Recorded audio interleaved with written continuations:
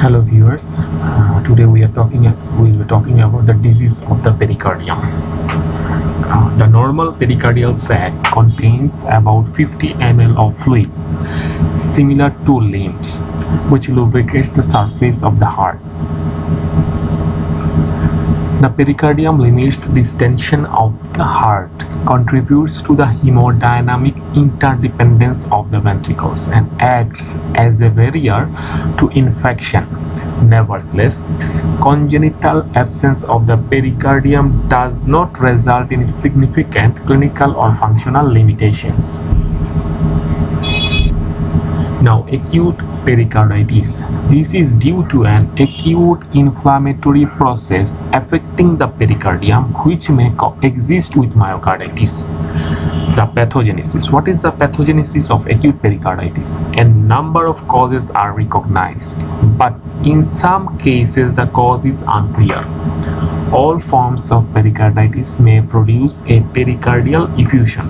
All forms of pericarditis may produce a pericardial effusion that, depending on the etiology, may be fibrinous, serous, hemorrhagic, or purulent.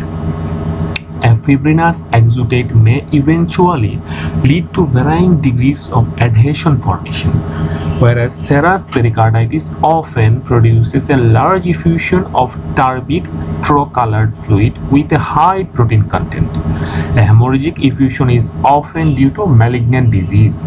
So, the hemorrhagic effusion is often due to malignant disease, particularly carcinoma of the breast or bronchus, and lymphoma. So, which carcinoma? The carcinoma of the breast, bronchus, and lymphoma.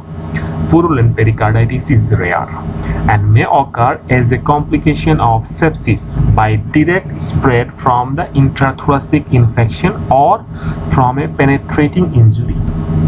Here are the causes of acute pericarditis and pericardial effusion. It is divided into three headlines: infection, inflammatory, and other.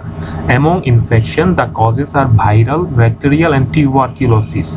Among inflammatory causes, rheumatoid arthritis can cause acute pericarditis, systemic lupus erythematosus, and rheumatic fever all can cause acute pericarditis and pericardial effusion. Other cause which causes acute pericarditis are post-myocardial infarction,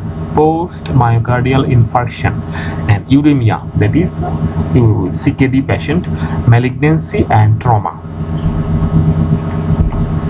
Now, clinical features of acute pericarditis. What are the clinical features? The typical presentation is with chest pain. The chest pain is retrosternal, radiates to the shoulders and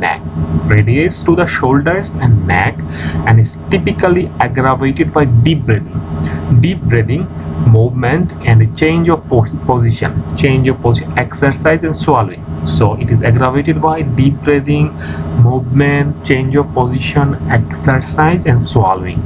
A low-grade fever is common. On auscultation, we can hear a pericardial friction rub, which is high-pitched, superficial scratching or crunching noise produced by movement of the inflamed pericardium and is diagnostic of pericarditis.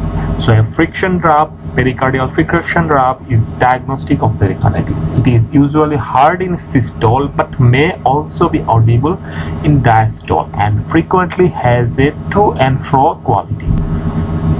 Now, investigation. The diagnosis can often be made on the basis of clinical features and the ECG.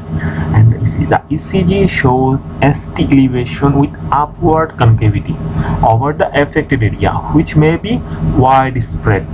PR interval depression is a very specific indicator of acute pericarditis. So the PR interval depression is a very specific indicator of acute pericarditis. Later, there may be T-wave inversion, particularly if there is a degree of myocarditis. And echocardiography may be normal or may reveal pericardial effusion.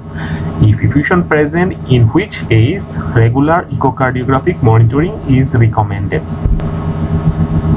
Here is the ECG. Here shows widespread ST segment elevation. ST segment elevation.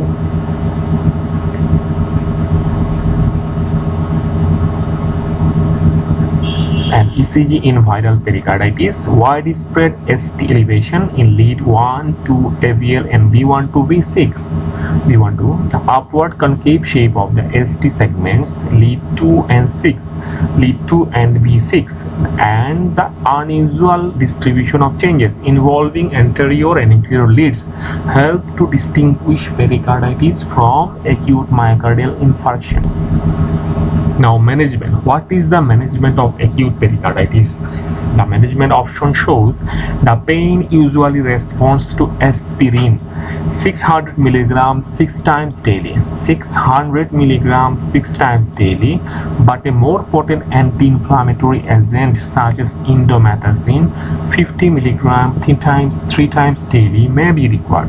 Colchicine or glucocorticoids can also suppress symptoms, but there is no evidence that they accelerate cure.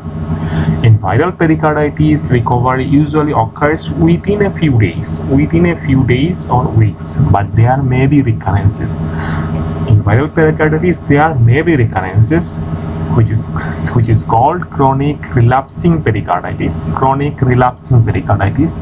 Purulent pericarditis requires treatment with antimicrobial therapy. Pericardiocentesis, and if necessary, surgical drainage. Thank you all.